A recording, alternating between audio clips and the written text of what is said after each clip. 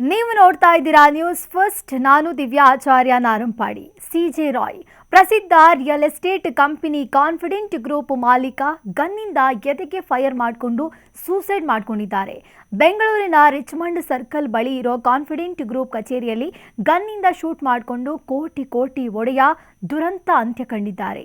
ದೇಶ ವಿದೇಶಗಳಲ್ಲಿ ಉದ್ಯಮ ಸಾಮ್ರಾಜ್ಯ ಕಟ್ಟಿ ಸಾವಿರಾರು ಕೋಟಿ ಒಡೆಯನಾಗಿದ್ರು. Confident Group real estate, layout, hotel, resort, ಶಿಕ್ಷಣ ಸಂಸ್ಥೆ ಸೇರಿದಂತೆ ವಿವಿಧ ಕ್ಷೇತ್ರಗಳಲ್ಲಿ ಬಂಡವಾಳ ಹೂಡಿಕೆ ಮಾಡಿ ಯಶಸ್ವಿಯಾಗಿ ಉದ್ಯಮವನ್ನ ನಡೆಸ್ತಾ ಬಂದಿದ್ರು. ಬಡವರಿಗೆ ದಾನ ಧರ್ಮ ಮಾಡ್ತಿದ್ದರಲ್ಲಿ ಎತ್ತಿದ ಕೈ ಇವರದು.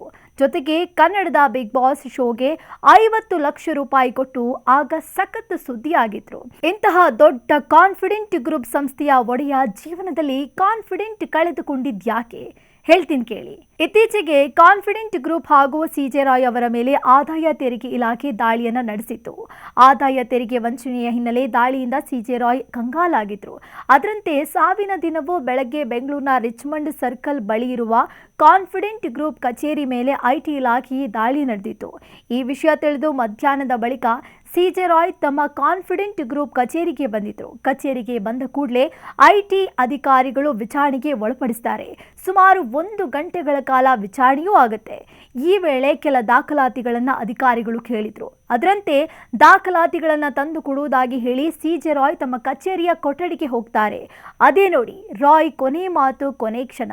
ರೂಮ್ಗೆ ಹೋಗಿದ್ದ ರಾಯ್ ಪಿಸ್ತೂಲ್ನಿಂದ ಫೈರ್ ಮಾಡಿಕೊಂಡಿದ್ದಾರೆ. ಕೂಡಲೇ ಐಟಿ ಅಧಿಕಾರಿಗಳು ಸಿಜೆ ರಾಯ್ ಅವರನ್ನ ಆಸ್ಪತ್ರೆಗೆ ರವಾನಿಸಿದ್ರು. No use.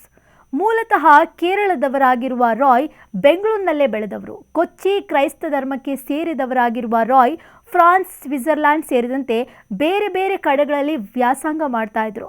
ರಾಯ್ ಅವರ ಪತ್ನಿ ಹೆಸರು ಲಿನಿ ರಾಯ್, ಮಗ ರೋಹಿತ್, ಮಗಳು ರಿಯಾ. 2006ರವರೆಗೆ ಹ್ಯಾವ್ಲೆಟ್ ಪ್ಯಾಕರ್ಡ್ ಕಂಪನಿಯಲ್ಲಿ ಕೆಲಸ ಮಾಡಿದ್ದು. ನಂತರ ಕಾನ್ಫಿಡೆಂಟ್ ಗ್ರೂಪ್ನ ರಿಯಲ್ ಎಸ್ಟೇಟ್ ಸಮೂಹವನ್ನ ವಿಸ್ತರಿಸಲು ಶುರು ಮಾಡಿದ್ರು. ರಾಯ್ ಕಾನ್ಫಿಡೆಂಟ್ ಗ್ರೂಪ್ ಚೇರ್ಮನ್ ಆಗಿದ್ದು ದೇಶದ ಶ್ರೀಮಂತ ಉದ್ಯಮಿಗಳಲ್ಲಿ ಒಬ್ಬರಾಗಿದ್ರು.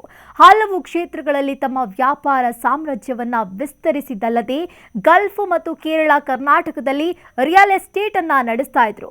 ರಾಯ್ ಕಾರುಗಳ ಬಗ್ಗೆ ಅಪಾರ ಆಸಕ್ತಿ ಹೊಂದಿದ್ರು. ದುಬೈ ಮತ್ತು ಭಾರತದಲ್ಲಿ ದುಬಾರಿ ಐಷಾರಾಮಿ ಮತ್ತು ಸ್ಪೋರ್ಟ್ಸ್ ಕಾರುಗಳ ಕಲೆಕ್ಷನ್ ಇವರ ಬಳಿ ಇದೆ. ಬರೋಬ್ಬರಿ 12 ರೋಲ್ಸ್ ರಾಯ್ಸ್ ಕಾರುಗಳನ್ನ ಹೊಂದಿದ್ದಾರೆ. ಇನ್ನು 10 ಕೋಟಿ ರೂಪಾಯಿ ಬೆಲೆ ಬಾಳುವ ಪ್ಯಾಂಟನೋ 8 ಕಾರನ್ನು ಸಹ ಖರೀದಿಸಿದ್ರು. ಹೀಗೆ ಕೋಟ್ಯಾಧೀಶ ಒಡೆಯನಾಗಿರುವ ವ್ಯಕ್ತಿ ಐಟಿ ಅಧಿಕಾರಿಗಳ ಮುಂದೆ ಆತ್ಮಹತ್ಯೆ ಮಾಡಿಕೊಳ್ತಾರೆ ಅಂದ್ರೆ ಯಾವ ಮಟ್ಟಕ್ಕೆ ಅವರಿಗೆ ಸ್ಟ್ರೆಸ್ ಅಥವಾ ಒತ್ತಡ ಇತ್ತು ಎನ್ನುವ ವಿಚಾರ ಪ್ರಶ್ನೆಯಾಗಿ ಉಳಿದಿದೆ. ಕಾನ್ಫಿಡೆಂಟ್ ಗ್ರೂಪ್ ಒಡೆಯ ಜೀವನದಲ್ಲಿ ಕಾನ್ಫಿಡೆಂಟ್ ಕಳೆದುಕೊಂಡಿದ್ಯಾಕೆ ಎನ್ನುವುದೇ ಎಲ್ಲರನ್ನ ಕಾಡ್ತಾ ಇರುವ ಪ್ರಶ್ನೆ. ಇದು ಈ ಹೊತ್ತಿನ ವಿಶೇಷ. ಕ್ಷಣ ಕ್ಷಣದ ಮಾಹಿತಿಗಾಗಿ ನೋಡ್ತಾ ಇರಿ ನ್ಯೂಸ್ ಫಸ್ಟ್, ನಿರ್ಭೀತಿಯಿಂದ ನಿಮ್ಮ ಪರವಾಗಿ.